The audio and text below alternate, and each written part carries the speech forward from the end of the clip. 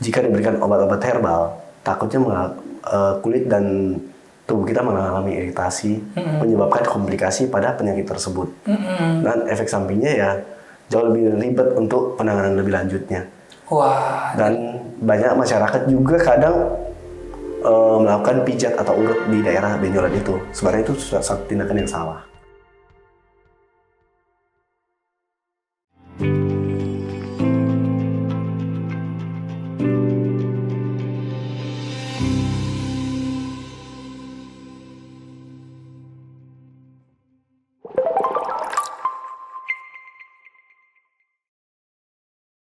Halo sahabat Indrayana, selamat pagi. Welcome back to podcast Sahabat Indrayana. Halo, selamat pagi dokter. Selamat pagi. Boleh dong dok disapa dok sahabat Indrayana di rumah? Halo sahabat Indrayana, perkenalkan nama saya Dr. Christian Sumila. Saya dokter spesialis bedah. Oke dokter, selamat datang di klinik utama Dokter Indrajana. Pada hari ini kita akan bahas tentang apa sih pelayanan bedah ini dan penyakit apa yang ditangani. Begitu ya dokter ya. Nah, bicara tentang pelayanan bedah nih dokter ya, kadang orang umum juga tidak mengerti sampai di mana kapasitas dokter bedah untuk mengatasi masalah sesuatu ataupun penyakit ya dokter. Mungkin hari ini kita edukasi sahabat Indrayana sehingga mereka tahu, oh ternyata saya harus ke dokter bedah nih, begitu ya dokter ya. Nah, boleh dipaparkan nggak dok, apa sih tugas dari dokter bedah ini? Silahkan dok. Jadi ada beberapa hal yang bisa kita tangani sebagai dokter bedah. Salah satunya itu tumor-tumor jinak. Yang kedua, usus turun. Masyarakat sini mungkin lebih mengenal dengan turun berok ya. Kemudian ada wasir atau ambeien. Terus batu empedu, batu saluran kemih, seperti itu. Wah, ternyata luar biasa banyak dokter ya. Seperti dokter bilang, ada tadi wasir, ada tumor jinak, kalau tidak salah ada juga tadi beberapa penyakit yang bisa ditangani oleh bedah ya dokter ya. Nah, kita pasti bicara tentang tadi masalah tentang tumor nih dokter. Ya. Tumor merupakan suatu penyakit yang memang kadang masyarakat tidak tahu gejalanya dan juga hanya melihat, oh ini benjolan nih bisa sembuh.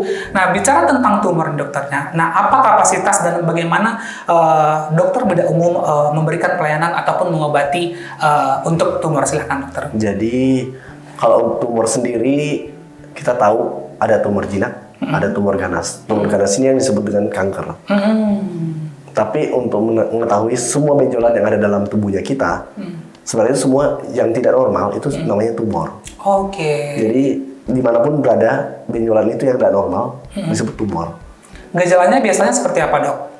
Kalau tumor jinak biasanya dia mobile, bergerak, ya? Oke. bergerak, tidak nyeri, seperti itu. Dan lokasinya bisa di mana aja dokter? Kalau tumor hampir semua tubuh kita bisa ada tumor, benjolan. Seperti itu. Oke dok, nah untuk menentukan apakah dia tumor atau tadi dokter tadi apakah itu tumor jinak, apakah dia benjolan biasa, biasanya apa yang dilakukan oleh dokter bedah dokter untuk memastikan tersebut? Untuk memastikan jenis tumor itu sebenarnya harus dilakukan operasi. Operasi itu pengangkatan tumor, di mana tumornya diangkat kemudian diperiksakan ke laboratorium ke dokter patologi anatomi untuk mengetahui jenis tumor ini jinak atau ganas, seperti itu. Berarti memang setelah perlu penanganan lanjut untuk surgery ya dokter ya. Kita bicara tentang apakah kalau misalkan dia tidak ada apa-apa dengan benjolan boleh dibiarkan saja, atau misalkan kalau pasiennya mengalami pasien tumor yang misalkan ganas, apa yang dilakukan dok? Jadi kalau untuk tumor-tumor jinak dan tumor ganas, sebaiknya ketika kita mengetahui ada benjolan yang tidak normal dalam tubuh kita, sebaiknya melakukan pemeriksaan. Entah apakah perlu tindakan operasi atau tidak. Jika memerlukan tindakan operasi untuk mengetahui dia jinak atau ganas, setelah dilakukan pemeriksaan di laboratorium, kemudian kalau ganas biasanya kan dirujuk ke dokter spesialis bedah tumor untuk melakukan penanganan lebih lanjut seperti itu. Jadi memang ada kolaborasi dokter ya. Setelah dokter mungkin bedah umum untuk melakukan penanganan pertama untuk surgery-nya, dilakukan pemeriksaan di lab ya dokter ya. Dan diketahui bahwa ini apakah perlu penanganan lanjut atau perlu pertolongan, itu akan dikolaborasikan atau dirujuk ke dokter yang memang lebih fokus untuk penyakitnya. Begitu ya dokter ya. Nah, mungkin sahabat Indrayana banyak yang bertanya dan menjadi sering kebiasaan masyarakat kita ya dokter ya, bahwa benjolan ini bisa diobati dengan obat-obat tradisional. Gimana nih dok, masyarakat Indrayana ataupun sahabat Indrayana perlu edukasi nih dok, silahkan dok. Jadi kalau untuk tumor sendiri sebenarnya untuk hilang dari dalam tubuh kita itu salah satunya yang paling penting itu ya operasi atau surgery. Jika diberikan obat-obat herbal, takutnya kulit dan tubuh kita mengalami iritasi, menyebabkan komplikasi pada penyakit tersebut. Dan efek sampingnya ya jauh lebih ribet untuk penanganan lebih lanjutnya. Wah. Dan banyak masyarakat juga kadang melakukan pijat atau urut di daerah benjolan itu. Sebenarnya itu suatu tindakan yang salah. Dan nggak boleh dokter ya, boleh. karena itu dari yang saya baca nih dokter ya, bahwa kalau misalkan ada benjolan, semakin dipijat itu akan semakin besar atau semakin bahaya dokter ya. Dan perlu memang jika sahabat Indrayana punya benjolan harus periksa ke dokter ya dok ya, untuk melihat ya dok ya. Karena mungkin sahabat Indrayana nih bisa sembuh dengan obat-obatan dok, dengan obat herbal atau minum obat-obatan yang memang kita nggak tahu komposisinya apa, begitu ya dokternya. Nah mungkin dokter sudah menjawab bahwa memang tidak boleh dilakukan atau hal-hal yang memang dilarang seperti tadi memijit, minum obat-obat herbal dan memang harus diperiksa ke dokter. Nah berikutnya adalah dokter bicara tentang tumor nih dok ya. Tumor ini merupakan suatu momok yang sangat menyakitkan untuk sahabat Indrayana. Nah bagaimana dok mungkin mengedukasi sahabat Indrayana supaya tidak takut nih dok? Jika kita ketahui lebih banyak takutnya daripada untuk periksa ke dokternya. Karena takut nanti ketahuan penyakitnya, takut nanti ini jadi cancer, gimana nih dok? Ya jadi sebenarnya sahabat Indrayana nggak perlu takut untuk melakukan pemeriksaan. Semakin cepat terdeteksi suatu tumor itu jinak atau ganas, maka penanganan lanjutnya jauh lebih gampang dan lebih mudah untuk penanganan lebih lanjutnya. Wah, emang tumor ini dok ada stadiumnya dokter ya atau bagaimana dok? Kalau untuk tumor jinak nggak ada stadium. Kalau untuk tumor ganas baru ada stadium. Nah kalau mengenai stadium nih dok, apakah ada semakin tinggi stadiumnya, apa semakin bahaya atau bagaimana dokter? Ya, jadi kalau stadiumnya semakin tinggi, stadiumnya pasti kondisinya semakin jelek seperti itu. Jadi makanya lebih cepat ditangani dari awal, maka stadium itu bisa kita tekan atau hindari untuk berlanjut ke stadium yang lebih lanjut seperti itu. Wah, begitu ya sahabat Indrayana. Semakin cepat kita deteksi penyakitnya, semakin juga bagus prognosis untuk kesembuhannya begitu ya dokter. Nah, ini bicara tentang efek samping nih dokter tadi menyinggung jika tidak diobati dok. Apa kira-kira komplikasi yang terbesar dan juga yang bisa dialami oleh sahabat Indrayana jika membiarkan tumor ataupun benjolan dalam tubuh mereka karena mereka takut nih dokter, silahkan dok. Jadi semakin lama dibiarin tumor itu, kemungkinan besar tumornya bisa menetap. Kalau yang tumor jinak ya, bisa ukurannya menetap. Tapi kebanyakan pasti dia akan lebih membesar. Dan semakin membesar, otomatis organ-organ yang di sekitarnya semakin banyak yang dirusak seperti itu. Oke dok.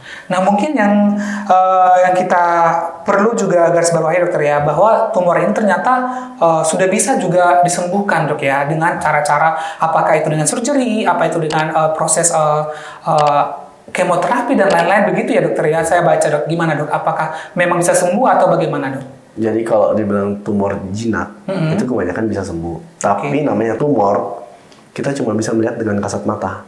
Jadi saat ini kita angkat satu, bisa aja sel-sel di sekitarnya itu ada sel-sel tumor juga. Jadi masih bisa muncul kembali. Jadi berulang seperti itu.